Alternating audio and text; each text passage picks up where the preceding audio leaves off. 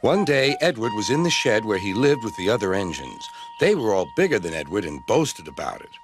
"The driver won't choose you again," said Gordon. "He wants strong engines like us." But the driver and fireman felt sorry for Edward. "Would you like to come out today?" "Oh, yes, please," said Edward. So they lit his fire, made lots of steam, and Edward puffed away.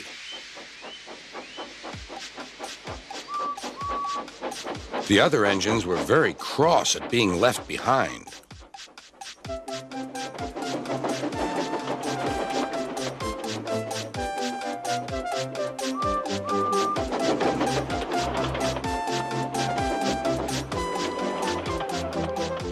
Edward worked hard all day. The coaches thought he was very kind, and the driver was very pleased.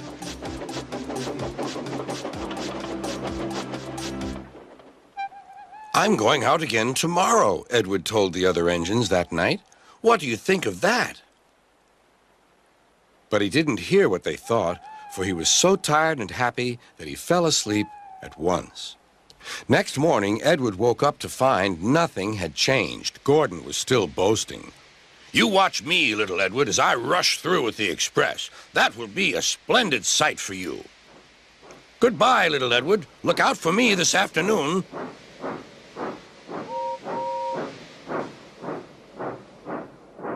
Edward went off to do some shunting. He liked shunting. It was fun playing with freight cars. He would come up quietly and give them a push. Then he would stop, and the silly freight cars would go bump into each other. "Oh!" they cried. "Whatever is happening?"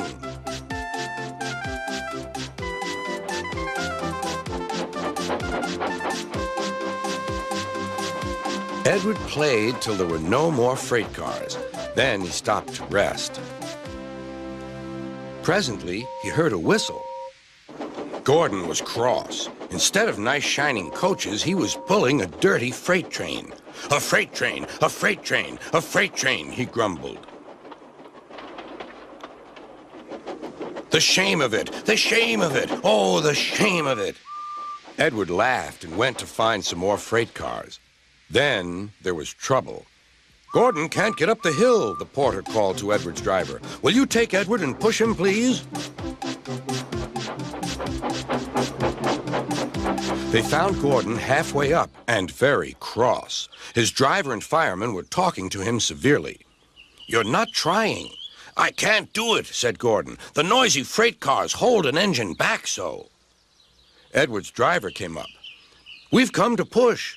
"No use at all," said Gordon. "You wait and see," replied Edward's driver. They brought the train back to the bottom of the hill.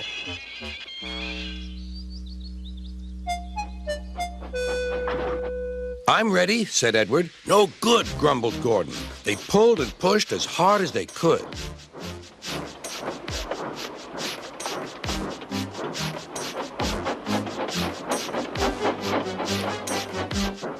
"I can't do it! I can't do it! I can't do it!" puffed Gordon. "I will do it! I will do it! I will do it!" puffed Edward.